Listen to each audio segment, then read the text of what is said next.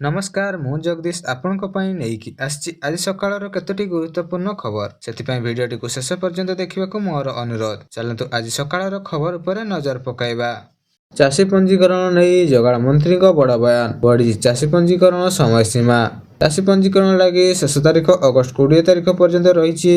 जदि किसी अभियोग आसे सर्भर डाउन कारण पंजीकरण हो पार नहीं तेज समय सीमा वृद्धि कर सरकार अंडरटेकिंग दे चाषी करें पंजीकरण लगी समस्या समाधान कर दि जो चाषी मैंने रेकर्ड बापा जेजेबापा ना थी से अंडरटेकिंग फर्म दाखल कर पंजीकरण करेंगे। तेणु चाषी आंदोलन कारण नहीं बोली मंत्री कहवा सहित से कहते सरकार चाषी हित काम कर सरकार चाषी मान कौन असुविधा करी जो मैंने राजनैतिक फायदा उठाइबा चेष्टा करते निराश होबे जगाड़ मंत्री कृष्ण चंद्र पात्र कहते। चलंतु नजर पकाइबा परवर्ती खबर उपरे। राज्य में बड़ बन्या स्थिति उत्पन्न होता बेले सुवर्णपुर बैतरणी और जलका नदी विपद संकेत उपरे रही। लगातार वर्षा जोगु बालेश्वर भद्रक जाजपुर सहित 6टी जिला बन्या प्रभावित होता बेले 11,000 लोक प्रभावित और अनेक गाँव में पानी घेर रही सूचना आसी। चाष जमी और धान फसल नष्ट होगा द्वारा जाजपुर मंदिर पर्यंत पानी पहुंची सूचना आसी। बालेश्वर भद्रक और मयूरभंज अड्राफ एनडीआरएफ और अग्निशम समेत 86 टीम नियोजित होता बेले बन्या परिस्थिति समीक्षा कर विपर्यय परिचालन मंत्री सुरेश पुजारी। चलंतु नजर पकाइबा परवर्ती खबर उपरे।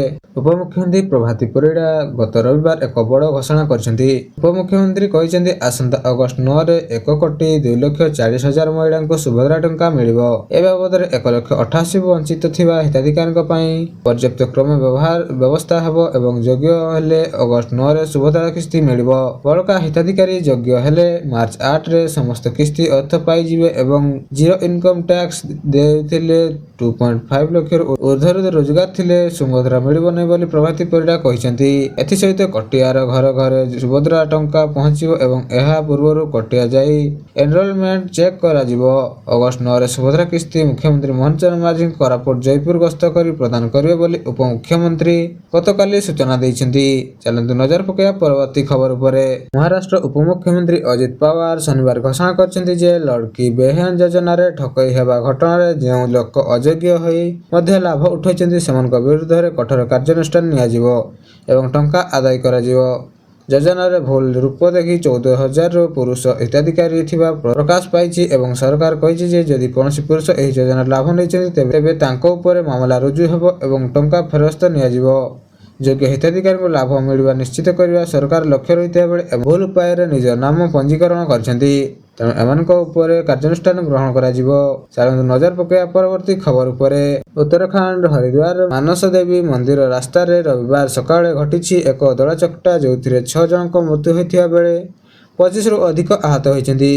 राज्य विपर्यय प्रशासन बल एसटीआर 3टी टीम उद्धार कार्य में तुरंत नियोजित होइथिया बेले दीर्घ 6 घंटा धरी एही प्रक्रिया जारी रहितिला बोली कमांडर अर्पण जादुवंशी कहछन्ती। मानस देवी मंदिर जाउथुवा पांच जोगु रास्ता रे सकाळ प्राय 9टा बेले एही अघटना घटिथिबार सूचना आछि। 6 जनक मृत्यु प्रशासन स्वीकार करथिबा बेले आहतଙ୍କ मध्य 5 जन अवस्था संकटपूर्ण रहिथिबा एवं सेमानकु एम्स स्थानांतरित करा जायथिबा बोली हरिद्वार जिलापाल मयूर दीक्षित कहछन्ती। उत्तराखंड मुख्यमंत्री पुष्प सिंह धामी कहते दଳचकटा घटना मु गंभीर दुखित समस्त श्रद्धालु को सुरक्षा मु माताराणी को प्रार्थना करछि एवं हरिद्वार जिला मजिस्ट्रेट मयूर दीक्षित कहते जे रास्ता विद्युत प्रवाह को नहीं गुजब सृष्टि होइतिला जहाँ मनसी देवी मंदिर जाउथुवा तीर्थ मानक मध्य आतंक सृष्टि करने द्वारा एही दଳचकटा होइतिबा सहित एभली घटना घटिछि। प्रधानमंत्री नरेंद्र मोदी दଳାचकटा घटना गभीर दुख प्रकाश करने पीड़िता परिवार को समबेदना जणाइछन्ती। चलंतु नजर पकाइबा परवर्ती खबर उपरे। देश में गरीब वर्ग पई केंद्र सरकार द्वारा खूब कल्याणमूलक योजना चलथिया बेले जेपरि अंत्योदय अन्न योजना माध्यम मागणा राशन कार्ड प्रदान करा जाय। एही लाभ उठाइबा राशन कार्ड अति आवश्यक होइथिया बेले सांप्रतिक रिपोर्ट अनुसार अनेक जन राशन कार्ड विभिन्न कारण बातिल होता है। खाद्य और लजिट विभाग द्वारा जना जाय पड़ी जे निम्नलिखित कारण राशन कार्ड बातिल करा जाय थाए। ଅଯୋଗ୍ୟ ବ୍ୟକ୍ତିମାନେ ଠକେଇ ଭିତରେ କାର୍ଡ ତିଆରି କରିଛନ୍ତି, ଦୀର୍ଘ ସମୟ ଧରି ରାସନ ନ ନେଇ ରାସନ କାର୍ଡ ନିଷ୍କ୍ରିୟ ହୋଇଯିବ ଏବଂ ତୃତୀୟ ହେଉଛି ଭୁଲ ଡକୁମେଣ୍ଟ ଦ୍ୱାରା କାର୍ଡ ତିଆରି କରିଥିବା ଚିହ୍ନଟ ରହିଥିଲେ। ଚତୁର୍ଥ ହେଉଛି 100 ଗଜ ଠାରୁ ବେଶୀ ଘର ପ୍ଲାଟ ଥିଲେ କାର୍ଡ ଅଯୋଗ୍ୟ ହୋଇଯାଏ। ପଞ୍ଚମ ହେଉଛି ବାର୍ଷିକ ଆୟ 2 ଲକ୍ଷ ଟଙ୍କାରୁ ଅଧିକ ଥିଲେ ଆଉ ଲାଭ ମିଳିବ ନାହିଁ। ଯଦି ଆପଣ ଯୋଗ୍ୟ ହୋଇଥିଲେ ମଧ୍ୟ କାର୍ଡ ବାତିଲ ହୋଇଯାଇଛି ତେବେ ଆପଣ ନିକଟସ୍ଥ ରାସନ କାର୍ଡ କାର୍ଯ୍ୟାଳୟରେ ଯାଇ ଅଭିଯୋଗ ଦେଇପାରିବେ। ଏହା ମାଧ୍ୟମରେ ଆପଣଙ୍କ ରାସନ କାର୍ଡ ପୁନଃ ସକ୍ରିୟ ହୋଇଯିବ ଏବଂ ଯଦି କୌଣସି ଅଯୋଗ୍ୟ ହେଇ ବି ରାସନ କାର୍ଡ ବ୍ୟବହାର କରୁଛନ୍ତି ତେବେ ସେମାନଙ୍କ ବିରୁଦ୍ଧରେ ଆଇନଗତ କାର୍ଯ୍ୟାନୁଷ୍ଠାନ ଓ ଜରିମାନା ହେବାର ସମ୍ଭାବନା ଅଛି।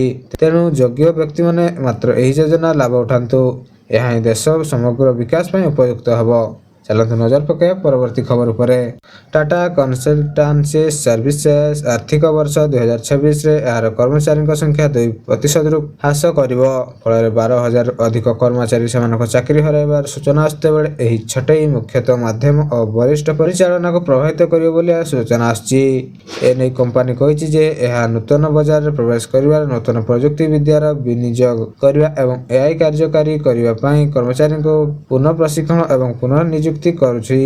କିନ୍ତୁ ଏହି ପ୍ରକ୍ରିୟା ଅଧୀନରେ ପ୍ରାୟ 12,200 କର୍ମଚାରୀ ଛଟେଇ ହେବେ। ତେବେ ଏହି ପରିବର୍ତ୍ତନ ଅତ୍ୟନ୍ତ ସତର୍କତା ସହିତ କରାଯାଉଛି ଯାହା ଫଳରେ ଗ୍ରାହକଙ୍କୁ ପ୍ରଭାବ କରାଯାଉଥିବା ସେବା ଉପରେ କୌଣସି ପ୍ରଭାବ ପଡ଼ିବ ନାହିଁ। ଚାଲନ୍ତୁ ନଜର ପକାଇବା ପରବର୍ତ୍ତୀ ଖବର ଉପରେ। ପଶ୍ଚିମ ଓଡ଼ିଶା ଗଣପର୍ବ ନୂଆଖାଇ ପାଇଁ ଏକ ଲଗ୍ନ ଘୋଷଣା ହୋଇଛି।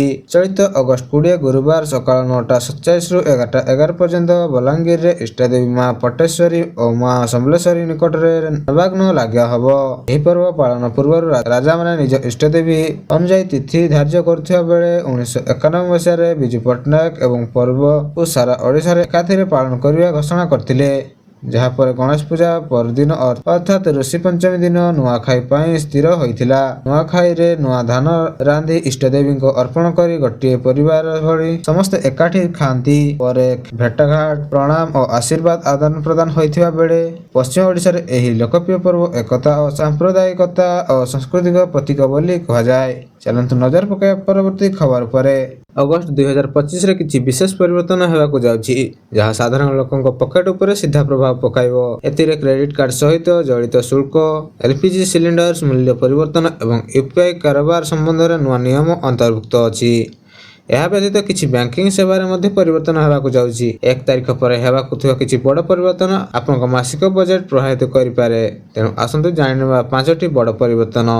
ପ୍ରଥମ ପରିବର୍ତ୍ତନ ହେଉଛି LPG ଦରରେ। ପ୍ରତି ମାସ ପରି ଏଥର LPG ସିଲିଣ୍ଡର ଦର ସଂଶୋଧନ ହେବ ଏବଂ ଘରୋଇ ବ୍ୟବହାର ପାଇଁ ମୂଲ୍ୟ କମିପାରେ ବୋଲି ସୂଚନା ଆସିଛି, ଯାହା ଗ୍ରାହକଙ୍କ ପାଇଁ ଆଶ୍ୱସ୍ତି ଆଣିପାରେ। ଦ୍ୱିତୀୟ ହେଉଛି SBI କ୍ରେଡିଟ୍ କାର୍ଡରେ ବୀମା ବନ୍ଦ। SBI ଏହାର କିଛି ସବ୍ ବ୍ରାଣ୍ଡ ଅର୍ଥାତ୍ ଇଲାଇଟ୍ ପ୍ରାଇମ୍ ଉପରେ ମାଗଣା ବିମାନ ଦୁର୍ଘଟଣା ବୀମା ଉପରେ ବନ୍ଦ କରିବାକୁ ଯାଉଛି। ତୃତୀୟ ହେଉଛି UPI ନୂଆ ନିୟମ। ଦିନକୁ କେବଳ 50 ଥର ବାଲାନ୍ସ ଚେକ୍ ଏବଂ 25 ଥର ଆକାଉଣ୍ଟ ଦେଖିପାରିବେ। ଏହା ସହିତ ଅଟୋ ପେ କରିବାରେ ସୀମିତ ସମୟ ହେବ। ଚତୁର୍ଥ ହେଉଛି ବ୍ୟାଙ୍କିଂ ସେବା ପରିବର୍ତ୍ତନ। କିଛି ବ୍ୟାଙ୍କ ନିଜ ନିୟମ ଓ ଚାର୍ଜରେ ନୂଆ ବଦଳ ଆଣିପାରିବ ଯାହା ଗ୍ରାହକଙ୍କ ପାଇଁ ପ୍ରଭାବ ପକାଇବ। ପଞ୍ଚମ ହେଉଛି ବିମାନ ଉଡ଼ାଣ ପରିବର୍ତ୍ତନ। ATF ଦର ବଦଳାଇବା ସହ ଏହାର ଟିକେଟ ମୂଲ୍ୟ ବୃଦ୍ଧି କିମ୍ବା ହ୍ରାସ ହେବାର ସମ୍ଭାବନା ରହିଥିବା ବେଳେ ଏହି ପରିବର୍ତ୍ତନ ଗୁଡ଼ିକ ଆପଣଙ୍କ ରୋଜମରା ଖର୍ଚ୍ଚ ଓ ବଜେଟରେ ପ୍ରଭାବିତ କରିପାରେ, ତେଣୁ ସଚେତନ ରୁହନ୍ତୁ।